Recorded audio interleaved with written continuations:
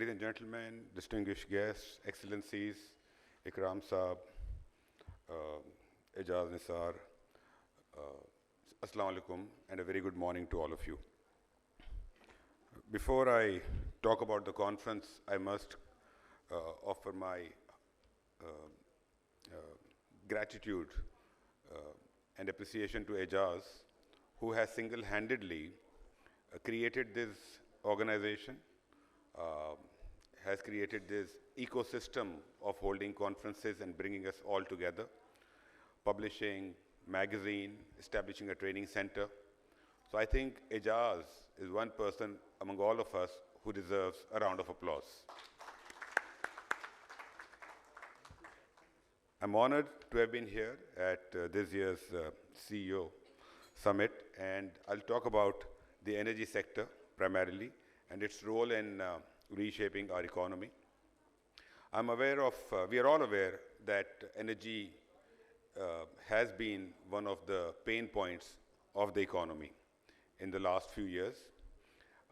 And unless we bring the energy cost down, we make it affordable, accessible, and we make the sector sustainable, Pakistan's economic growth will be hampered. We are all aware of that. Energy is the lifeblood of our economy. It fuels our homes, our transportation sector, our industries, and unless we solve the issues of circular debt, indigenous resources, and energy mix, and a number of other issues which I'll talk about, it will be very difficult for Pakistan to grow economically. I'll focus my talk on two aspects. One, discussing the potential. Ikram Saab was talking about it. I'll try to supplement that. The potential that we have, which we have not been able to explore. And the second focus would be, what are the areas that we are focused on to share with the investors, with the CEOs, where the country's energy sector is headed. Now, when we took over this responsibility around 2.5 months ago, we faced a number of daunting challenges. In the very second week after taking over the responsibility, we were faced with agitation on the electricity bills. Then we had to increase the petrol prices because the global oil prices were going up. But that was the time that, besides firefighting, we sat down and came up with a list of immediate steps that we need to take. And it was not just the energy sector, the entire cabinet was involved in that. And as you have seen, there have been a massive crackdown on smuggling, on electricity theft, on gas theft, illegal currency trading, and the results we are all seeing already. We have seen PKR appreciating, we have seen inflation coming down. So one of the messages which I want to leave here is that the team at the Ministry of Energy and the entire government is focused on trying to resolve issues short-term, medium-term, as well as long-term. Now, when we talk about the power sector, how much potential does Pakistan have? And these are the numbers which have been proven through a number of different researches and surveys. We have the potential to generate up to 64,000 megawatt of hydroelectricity in the country. Today, we stand at around 12,000. The sunshine that we all experience on a daily basis, we have the potential to have up to 2.9 million megawatt of solar energy. And the coastal strip that we have the potential to have 132,000 megawatt of wind energy. Now today, we stand at around 40,000. The potential that we are talking about runs into hundreds of thousands and even millions. That's the potential. And I'm talking about three non-fossil fuels: hydro, solar, and wind. On the coal front, Thar Coal Reserve contains around 175 billion tons of coal, and we have just begun our journey as far as exploring that potential is concerned. So in terms of potential, we have a huge potential of generating our own indigenous resource-based power, and we have just started exploring that. Now we recognize the importance of harnessing these resources, not just for the economic growth, but also to meet the United Nations Sustainable Development Goals. Climate is a big issue, global warming is a big issue. Yesterday there was a conference in Karachi by Overseas Investors Chamber of Commerce and Industry. In UAE there's a COP28 happening. So we have to be cognizant of the fact that whatever power generation we do, it should be in line with the SDGs and the climate goals that the entire world is facing. Now, keeping this in mind, the commitment that we have made in the IGCEP, which is the plan which talks about the generation in the future, we hope to take Pakistan's share of renewable energy, including hydro, to 60% by 2030. And out of that, at that time in 2030, roughly 77% of our installed capacity will be on indigenous resources. Now, in order to attract investment into this sector, the renewable sector, what we are doing is we have got power generation policy, renewable policy, and our policies have proven to be quite attractive for the investors. People who have invested, they have made reasonable amounts of money. I know there have been issues of payment delays, but consistently we have tried to resolve this, and whatever issues are there, we will inshallah resolve them in the future also. At this point in time, Pakistan's power sector, if we want to make it more efficient, now that efficiency is very important if we want to supply consistent power at affordable rates to our industry. So we need to invest in our transmission infrastructure, in our smart metering infrastructure, and in our overall distribution sector's upgrading infrastructure. What are we focused on at the moment? There are three big things we are focused on at the Ministry of Energy. Firstly, as I said, increasing the share of renewable energy in our mix. Secondly, the transmission. We are facing gaps in our transmission network. Despite having cheaper electricity in south, we are not able to transport it to north. So what is happening is the rate that the consumers are paying is on the higher side. If we invest in our transmission network, we'll be able to evacuate much more electricity in the north, and that will lead to a lower rate across the country, and that investment has not been done in the past. Thirdly, there is a clear realization that it's not government's business to be in the business. That realization is there, that awareness is there. The world has changed tremendously over the last 40, 50 years in terms of what sort of economic model should be followed by countries. Keeping this in mind and realizing that our biggest drain on power sector is the distribution sector, we have decided, now if we privatize these today, we won't generate reasonable amounts of money because they're not really making a lot of money. And they are critical assets for the country. So what we are doing is we are passing on the management. This decision has been taken in principle. We'll take it to the cabinet next week, inshallah. And we are passing on the management of distribution companies to private sector under long-term concession.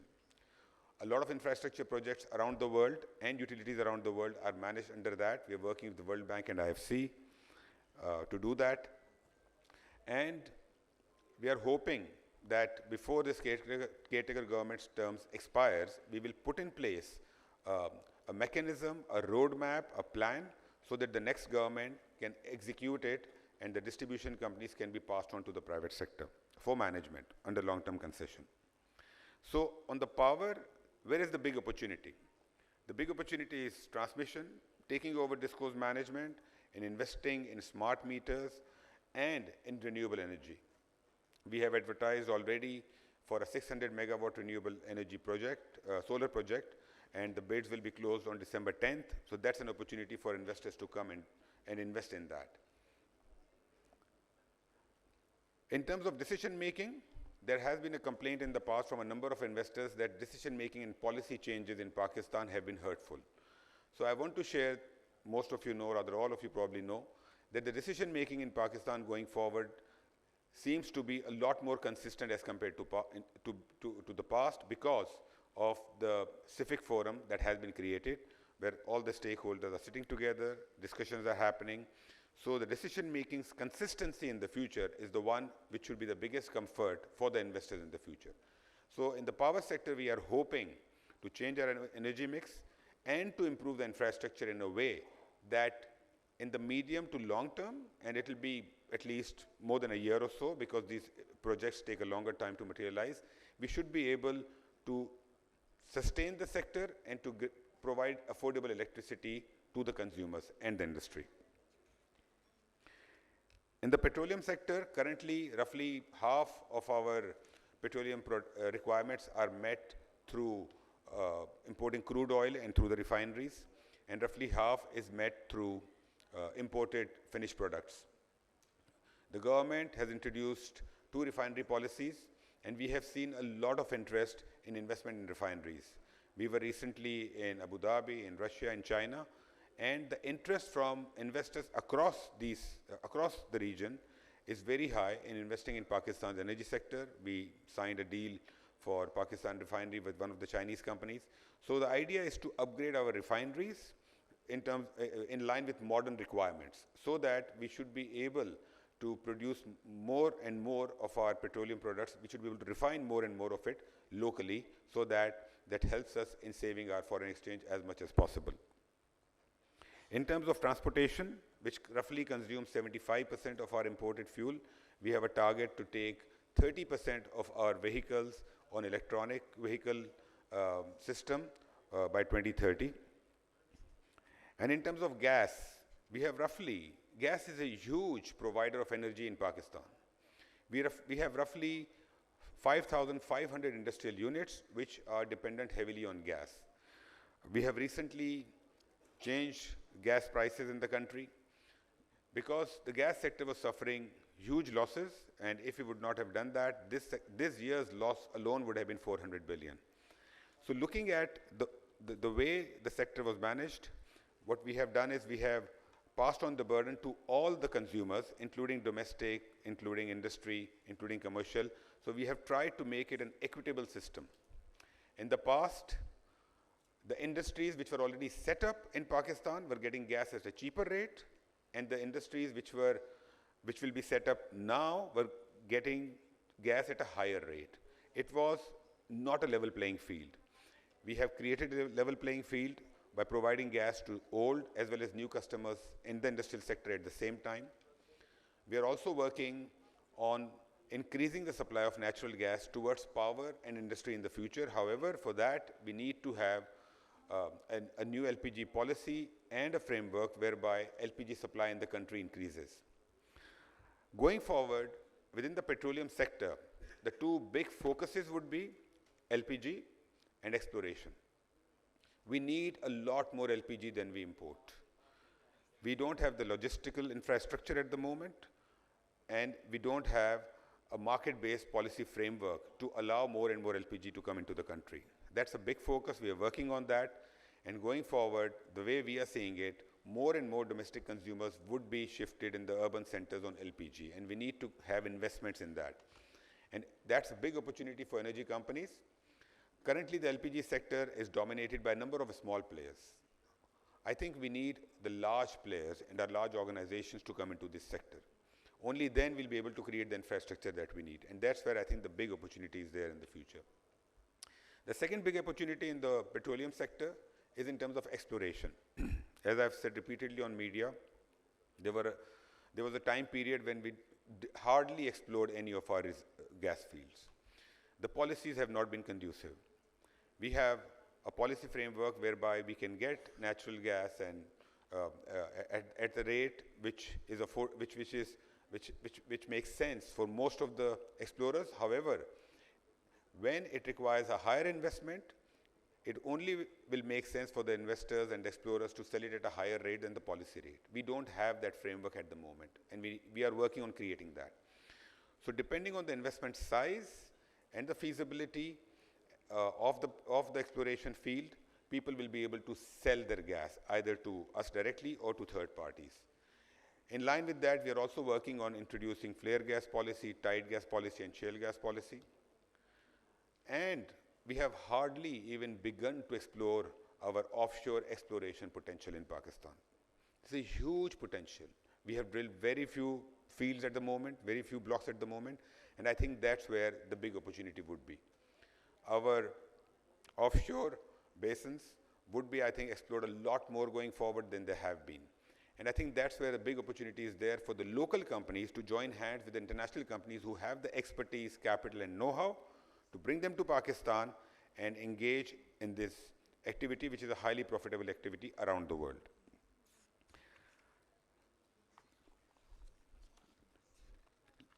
Ladies and gentlemen, in the end, I would like to touch upon a few pain points. Uh, the three pain points that we are facing at the moment, one is the circular debt. Circular debt in Pakistan has stopped increasing after the recent price revision in gas. It will not increase any further.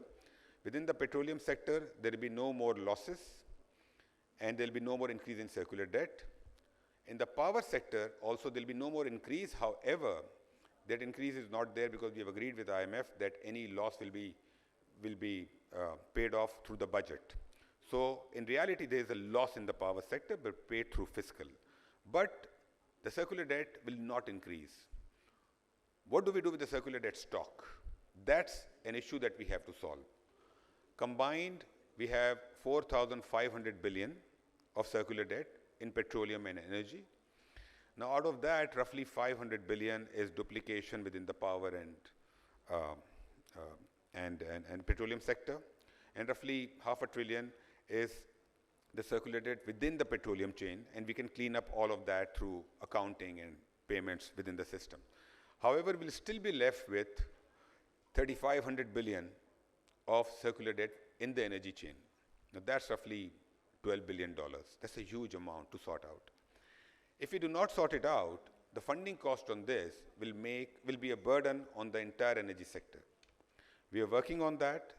We need to have a short-term plan to reduce it as much as we can, and then a medium-term plan to get rid of it eventually. In the caretaker setup, that's one of the big tasks that we have taken up, that we need to clean up the books, and we need to come up with a plan whereby the circular debt is eventually gotten rid of. The second pain point is payment delays within the power sector. Investors will not invest if they don't get their money on time. We all know that. So we are working on two fronts. One, you have already seen, we are working on reducing the theft in the power sector, and we are working on improving our recovery. In Pakistan, annual losses that we have within the power sector are to the tune of 600 billion, 587 billion to be precise. We need to get rid of this or reduce it substantially. So one thing we are working on is the power theft and recovery issue. The second thing that we are working on is on tariff rationalization. We have kept a certain tariff over a number of years, and we have lived with that. Now, I feel there are anomalies within that how much tariff is being paid by which category, how much is fixed and how much is variable, how much bills are going in summers, how much bills are going in winters. The consumption in summers is much higher than winters. People's income is constant, and we don't have a mechanism of average billing. So there are some issues within the tariff rationalization that we have to see. So we are working on that. The third pain point that we have is the overall energy planning. That's not really a pain point as much, but that's one of the areas that we need to focus on. Why have we suffered in the energy chain today? One of the big reasons is our planning has not been the way it should have been, and we have learned from the past. In the past, when we had excess generation, we were still putting up plants on fossil fuel. Today, the share of wind and solar is much lower as compared to what it should have been. The world has gone way ahead in terms of renewable resources than we have. So the planning issue needs to be looked at. And currently, the planning is happening in silos. There are plans being made in Power Ministry, there are plans being made in Petroleum, in the planning. And we need to bring it all together. Now, that's one thing that we are cognizant of. In the caretaker setup, we are trying to come up with a mechanism for the future. I'm not sure whether we will be, given the short time period that we have, but I'm highlighting because that's one of the areas that we need to work on in the future. So, ladies and gentlemen, the message I want to leave is, we have tremendous potential in the energy sector, tremendous potential. In terms of energy consumption per capita, we are way behind the rest of the world, way behind. On one hand, we are talking about excess power. On the other hand, per capita consumption is so low. Why is that? Because of two reasons. Number one, we have not really provided electricity and energy to a number of areas in our country. We need to provide that. And number two, the reason we have such a low per capita consumption of energy is our industrial base is very, very low. Globally, the share of industry in energy consumption is much higher of the total than we have. And the reason has been that we have not really made it affordable for the industry or some of the industries. And secondly, we are focused on a few industries and we have not really done the homework that what are the industries which can be set up and which will consume lesser energy per unit of production as compared to what we are already doing. So these are some of the areas that we are working on. We'll try to take it forward as much as possible, and we hope that the next government will continue working in this direction so that Pakistan grows, our industrial base grows, and we are able to provide energy at affordable rate to our consumers, which is accessible for everyone and which is sustainable for the sector. Thank you very much, all of you. It was a pleasure interacting with you, and look forward to any quick Q&A that you may have. Thank you.